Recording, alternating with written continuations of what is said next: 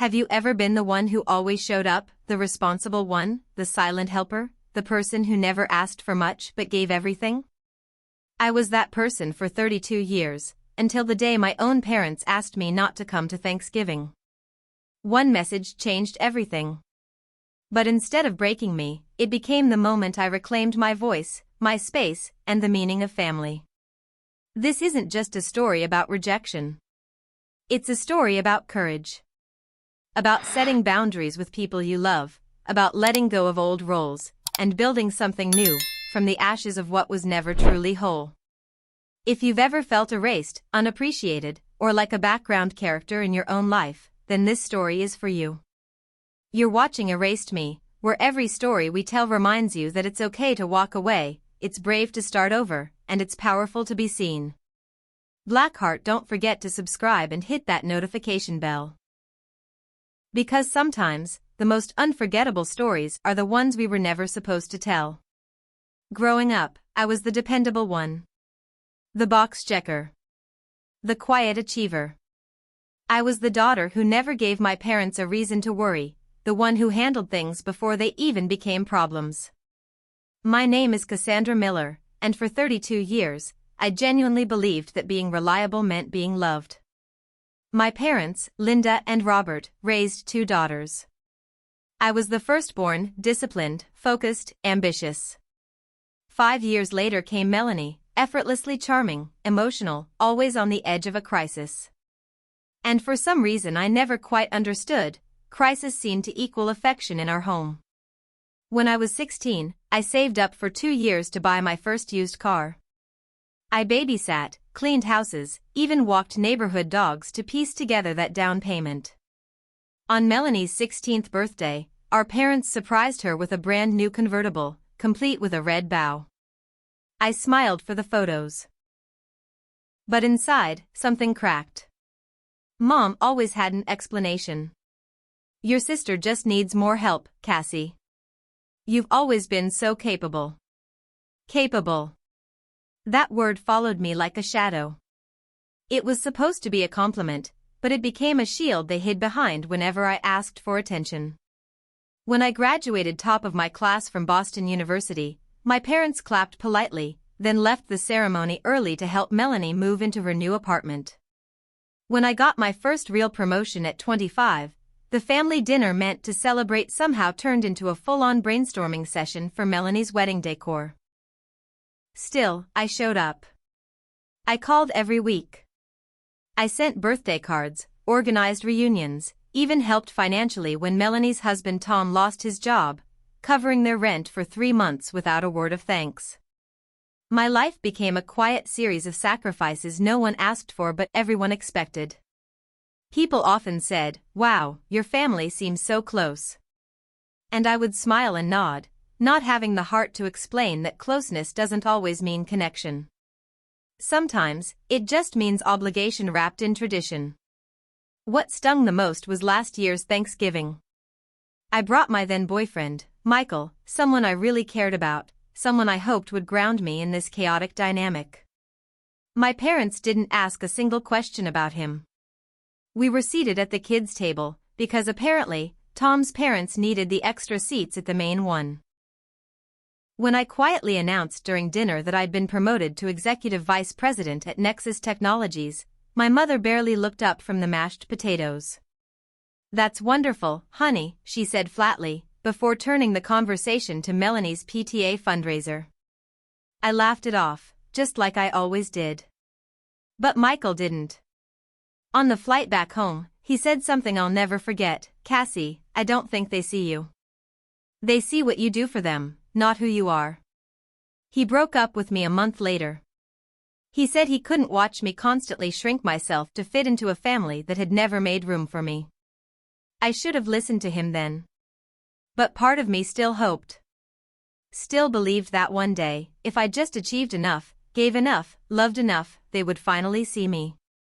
That hope died the morning I received that text. 6 words, sent at 9:03 a.m. on a Tuesday, while I was reviewing a quarterly report before a board meeting. "We want a peaceful Thanksgiving this year. Just Melanie's family. Maybe you could skip this one." No explanation. No apology. Just the implication that my presence somehow disrupted their peace. I stared at the message for a long time, my thumb hovering over the screen. My first instinct was to fight back, to write a paragraph listing every time I'd been sidelined, every thankless sacrifice I'd made. But then something inside me shifted. Instead of pouring out my pain, I wrote just one word. Enjoy. And just like that, decades of quiet heartbreak began to unravel. I wasn't going to beg for a seat at their table anymore. I was going to build my own. Somewhere beautiful. Somewhere I was wanted. And they would never see it coming. After I typed enjoy, I stared at the screen for a few more seconds, almost waiting for something, regret, maybe, or the usual guilt that crept in whenever I stood up for myself. But it didn't come. Instead, I felt an unfamiliar sense of stillness, like I had just dropped a burden I didn't realize I was carrying. I placed my phone face down on my desk and tried to return to the quarterly budget I had been reviewing before the message arrived. But the numbers blurred into meaningless shapes. My thoughts were loud, too loud to concentrate. That single text from my mother had pulled loose the thread holding my sense of family together. And for once, I wasn't rushing to sew it back up. Instead, I sat there in the quiet and let the truth settle. They didn't want me there. Not because I had done anything wrong. But because I was always too much or not enough, too independent, not emotional enough, too accomplished, not available in the ways they preferred. I'd always been the spare tire in the family car, useful, but only in emergencies. I thought about last Christmas. We're only doing gifts for the kids this year, my mom had said cheerfully. Don't worry about bringing anything. I still showed up with personalized gifts for everyone and walked away with a polite thank you and a plastic container of leftovers. Then my birthday. We'll be a bit late to dinner. Melanie has a parent-teacher conference, she texted. They arrived after dessert. These weren't isolated events. They were a pattern. And now, it was screaming at me to stop pretending I didn't see it. I picked up my phone again, but this time, not to respond. I opened the photo folder labeled Villa Search, France. I had started saving images and listings 5 years ago, whenever work stress or family tension had pushed me to fantasize about escape. Rustic stone homes tucked into quiet hills, vineyards glowing in golden afternoon light, kitchens with wide wooden beams and deep sinks, spaces that felt like freedom. I had dreamed of owning one someday, just never imagined that someday would start with rejection. But maybe that was the point. Last month, after my promotion, I finally had enough savings, stock options, and security to make it real. I had quietly flown to France, met with agents, walked through old farmhouses that smelled of thyme and wood smoke. And then I found it, a 300-year-old villa nestled in the Dordogne region. It wasn't extravagant, but it was full of soul. A place that felt like mine. I hadn't told anyone. Not because I was hiding it, but because I wanted to share it at Thanksgiving as a surprise, proof that I wasn't just reliable, but thriving. I imagined showing them photos at dinner, their faces lighting up with pride. Silly, isn't it? Even after everything, I still craved their validation. But now? That need was unraveling. Fast. I opened a fresh notebook and wrote across the top of the page. Thanksgiving in France. The idea came together so quickly it felt like it had been waiting for me. Not just a trip, but a gathering. A celebration for people who saw me, valued me, not because of what I could do for them, but because of who I was. I started listing names: Aunt Eleanor, my cousins Jordan and Sophia, Uncle Michael and James. People who had always offered warmth without condition. People who wouldn't flinch at being invited to something bold and a little unorthodox. Maybe this wasn't just about responding to exclusion. Maybe it was about reclaiming joy. For the first time in years, I felt something bloom in my chest that wasn't bitterness. It was hope. They had uninvited me from the holiday. I was about to make them wish they hadn't. Planning Thanksgiving at Villa Cassandra wasn't just an idea, it became a mission. I had 2 weeks to turn a centuries-old French farmhouse into the heart of something new. Something mine. I started by calling Aunt Eleanor. When she picked up, I could hear birdsong in the background and the soft clink of teacups. "Cassie, darling. To what do I owe this surprise?" "They did it again," I said. Just those 4 words. She didn't even need me to explain. "Oh, sweetheart. What now?" I told her about the text. The exclusion. The casual cruelty of being asked to sit out Thanksgiving like I was an extra piece of furniture cluttering up their holiday decor. Then I told her about the villa. The vineyard.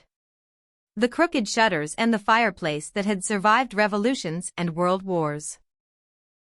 And finally, my plan to host Thanksgiving there, for the first time on my own terms. There was a long silence. Then she said, her voice thick with emotion, "My darling girl, I would be honored. Tell me what to bring and where to be. You're building something beautiful, and I'm proud of you." That was the moment it became real.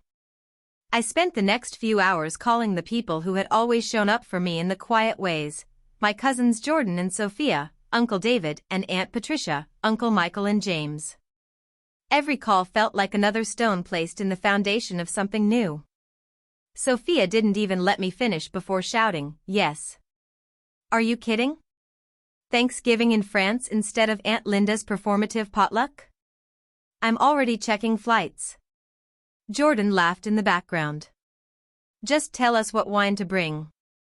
One by one, they all said yes. By the end of the day, I had a head count of 13 adults and 4 kids.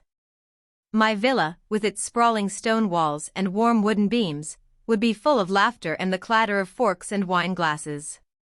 And maybe, for the first time, family would mean something different. Something better. I hadn't expected to hear from Tom, Melanie's husband. But 3 days later, he texted. "Can we talk? It's important." We hadn't spoken directly in months. I hesitated, then called him back during my lunch break. "Cassie," he said, almost apologetically, "I heard you're not coming for Thanksgiving." "That's right," I said, keeping my tone neutral. "Your parents told us they suggested you skip it this year, but it didn't sit right with me. Melanie doesn't know I'm calling. She's been upset but quiet about it. I think she knows it was wrong." I stayed silent, waiting. Then he added, carefully, "Would there be room for us? The kids would love to see France. And honestly, I don't think I can sit through another Thanksgiving pretending things are fine." My gut reaction was a hard no. The idea of Melanie, center of attention, eternal golden child, standing in my villa, in my moment. It twisted something inside me. But then I thought about Aunt Eleanor's words. "They don't see you. They see who they think you are."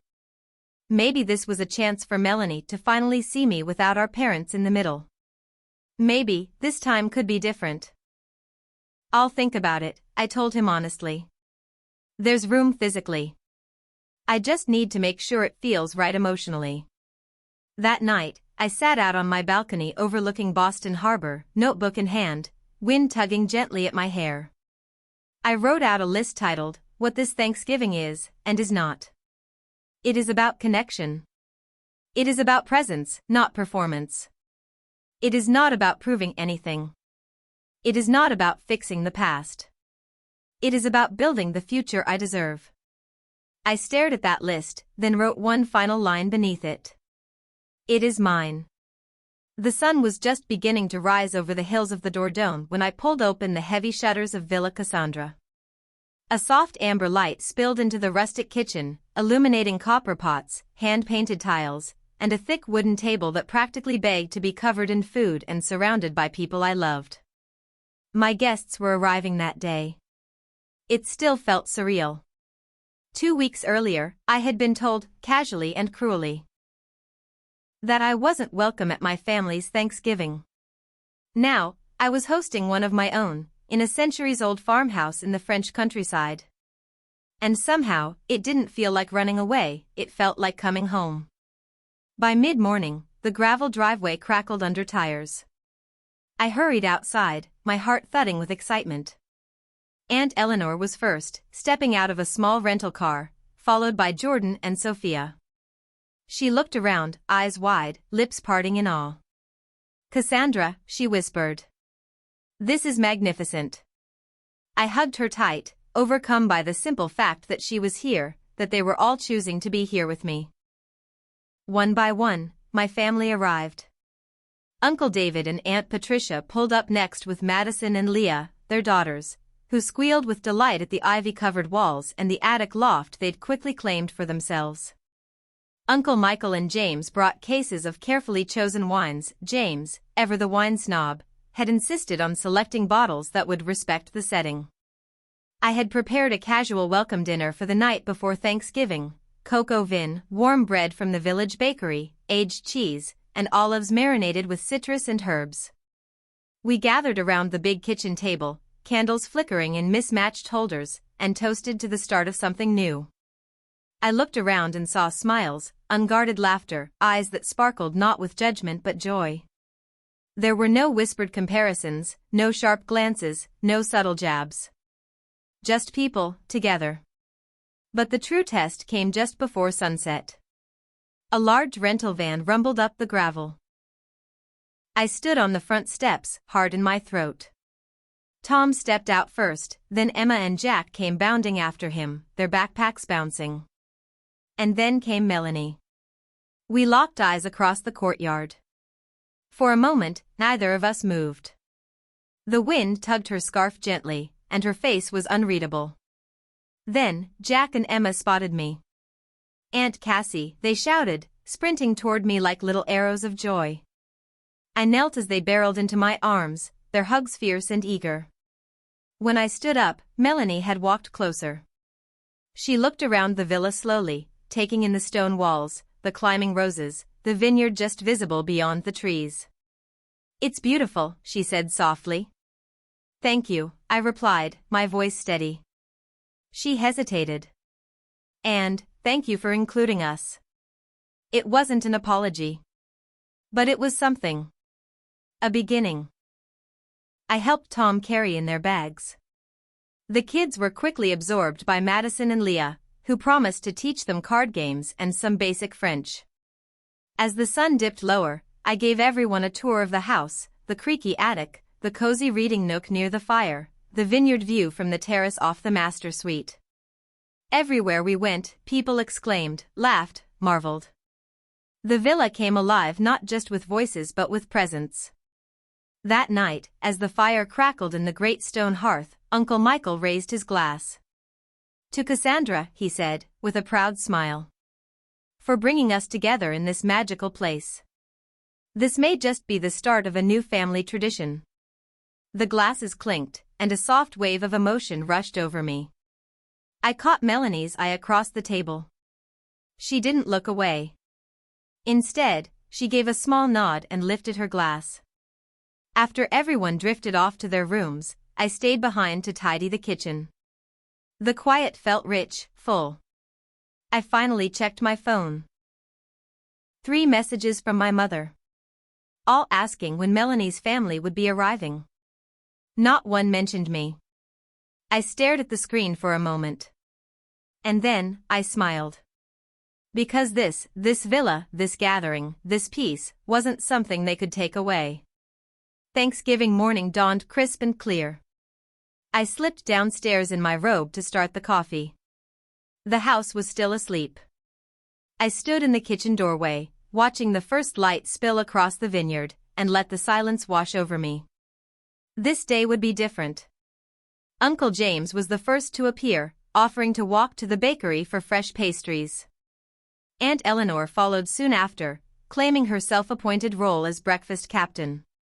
By the time everyone had trickled downstairs, the table was full of croissants, fruit, and steaming mugs of coffee. After breakfast, we broke into teams. Jordan and Sophia joined me in the kitchen for the main cooking duties.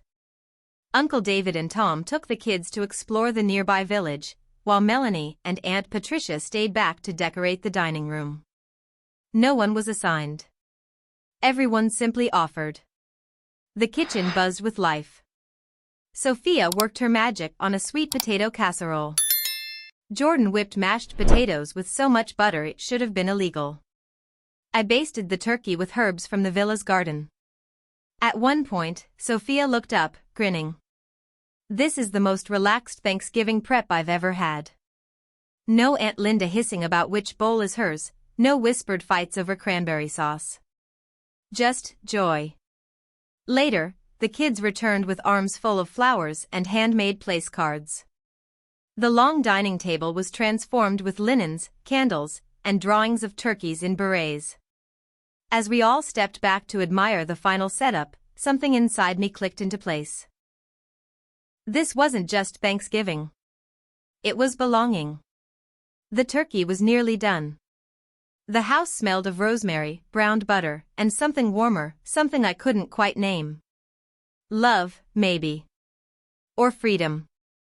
I was in the kitchen finishing a pie crust when Aunt Patricia called from the living room. Cassie, sweetheart, you might want to see this. Her tone was light but strange, like she was bracing me for something. I wiped my hands on a towel and stepped out. Most of the family had gathered around Uncle David, who held his phone out toward me.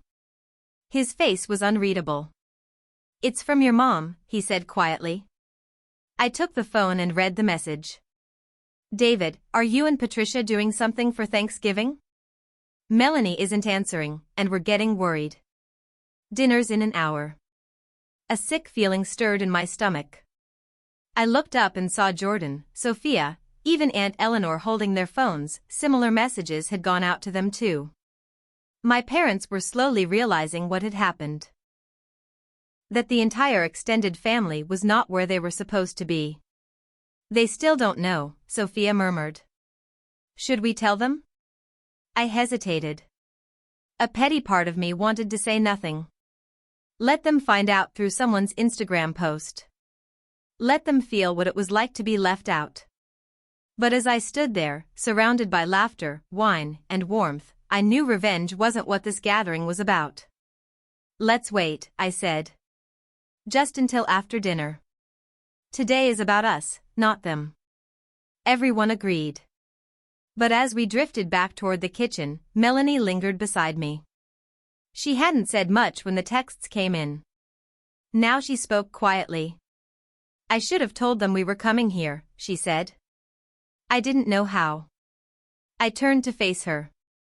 You don't owe them an explanation. She gave a tight nod, then asked something that caught me completely off guard. When did you get so strong? I looked at her, really looked at her. She wasn't smug or condescending. She looked tired. And maybe a little ashamed. I'm not sure it's strength, I said after a moment. Maybe just survival. But thank you. She nodded, then added, more softly, I'm sorry. For a lot of things. Before I could respond, Jack burst into the kitchen, proudly showing off his French vocabulary and dragging us back into the whirlwind of preparations. The moment passed, but something between us had shifted, subtle, but real. Dinner was perfect.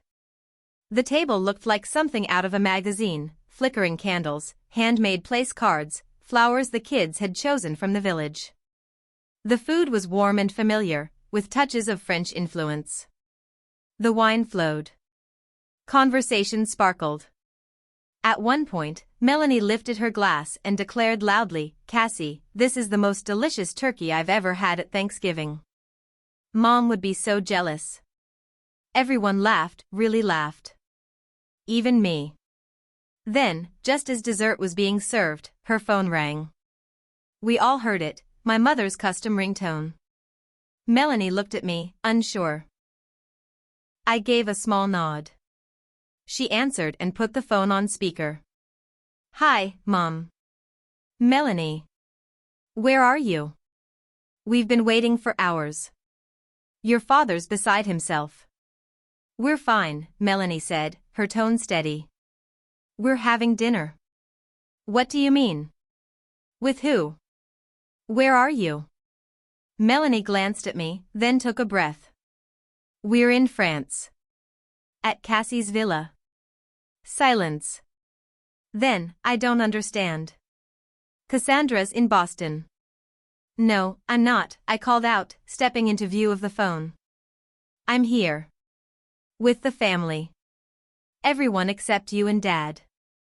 Another long silence. But we told you we wanted a peaceful Thanksgiving, my mother said finally. Her voice held confusion, and something else. Hurt. Anger?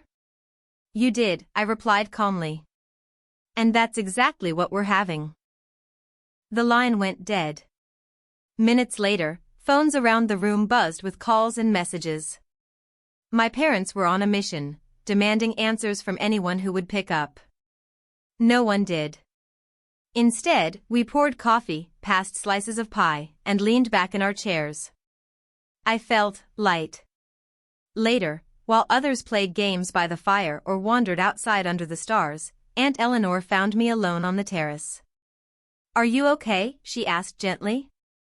I am, I said, surprised by how true it felt. I thought I'd feel vindicated. But mostly, I feel at peace. She smiled and wrapped a shawl around her shoulders. That's how you know you chose the right path. Spite feels satisfying, but peace? Peace is healing. And as I stood there under the French sky, the laughter of my family echoing behind me, I realized I hadn't just escaped something broken. I had created something whole. The morning after Thanksgiving arrived draped in mist. The vineyard looked like a painting. Soft, silver light clinging to the rows of vines, dew sparkling on every leaf. I sat at the kitchen table, hands curled around a warm mug of coffee, the world still hushed around me. Aunt Eleanor joined me, her robe pulled tightly against the chill. She slid a croissant onto my plate, then handed over my buzzing phone. They've called 6 times already, she said softly. Might be time. I nodded. I knew it too. My mother and father hadn't heard my voice since yesterday's abrupt phone call. I'd chosen to let silence speak for a while. But some truths needed to be said aloud, especially the ones that had been swallowed for decades. I walked into the study and dialed. My mother picked up on the first ring. Cassandra. Finally. We've been trying to reach you all night. I know. I needed some space. The irony of using her exact words wasn't lost on either of us. We didn't expect all of this, she continued, her voice tight. We were blindsided. Do you have any idea how hurtful it was to realize the entire family was together, without us? I took a breath. Do you have any idea how hurtful it was to be told not to come to Thanksgiving? She started to protest. That's not what we meant. It's what you said. I kept my voice calm. You wanted space. You wanted Melanie's family. You made it clear where I stood. There was silence, then a shuffle on the other end as my father joined the call. Cassandra, let me speak with Melanie, please. She's not available right now, I said firmly. But I am. And I need you to listen. I told them everything, years of being overlooked, of quietly shrinking myself to fit into a family that never made room. I didn't yell. I didn't cry. I just told the truth. For once. And when I finished, the line was quiet. Then, softly, my mother said, I don't know what to say. You don't have to say anything, I replied. Just think about it. Melanie walked in just then and sat beside me. I put the phone on speaker. Mom, Dad, I'm here. And I need you to listen to Cassie. She's right. I've seen it too. I just never said anything, because it benefited me. But that wasn't fair. Hearing her say it, clearly, without deflection, was like feeling a locked door creak open inside me. My father's voice broke through, lower now. We've always tried to do our best. I know, I said gently. But love without respect isn't enough. I want to be seen. Not as an extension of you, not as Melanie's sister, but as Cassandra. With her own life. Her own needs. A long pause. Then, we can try, my mother whispered. We don't know how to fix all of this, but we can try. That's all I'm asking, I said. And if you're willing, you're welcome to join us here next year. After the call, Melanie and I sat in silence. Then she turned to me. Thank you. For including us, even when you didn't have to. That's what family should do, I said. And I meant it. In the months that followed, things didn't become perfect. But they became real. My parents asked questions about my life. They listened. They tried. And the next Thanksgiving, they came to Villa Cassandra, with open hands and quieter hearts. When my mother arrived, she took my hands in hers and said, "This is extraordinary, Cassandra. I'm proud of you." I didn't cry. But I felt something soften inside me. Sometimes, the family we need isn't the one we're born into, it's the one we choose, or build piece by piece, with truth, boundaries, and love. And sometimes, peace begins with a single word, enjoy. Sometimes, the deepest kind of courage is not found in confrontation, but in quiet rebellion, the decision to no longer beg for a place at someone else's table and instead build your own. Cassandra's story is a testament to the strength it takes to break free from roles we've been assigned, especially within the families we love. For years, she gave without question, tolerated without complaint, and hoped silently that love would look like recognition. But love without respect is just expectation. And expectation without acknowledgement becomes a slow erosion of the self. In choosing to step away, Cassandra didn't act out of spite, she acted out of clarity. She chose truth over illusion, dignity over duty. She redefined family not by blood but by mutual care, loyalty, and emotional safety. And in doing so, she discovered that being the reliable one doesn't mean being invisible, it means being strong enough to walk away when invisibility becomes the price. Her courage invited change. Her boundaries created space for healing. And her quiet truth-telling held more power than years of silent endurance ever could. We often think loyalty means staying, no matter the cost. But true loyalty, especially to ourselves, sometimes means leaving. It means choosing peace over performance. Choosing to be seen rather than simply needed. The lesson is simple, but profound. You don't need permission to be valued. You don't need validation to be worthy. And sometimes, the most beautiful traditions begin the moment you stop asking for a seat. And decide to build your own table.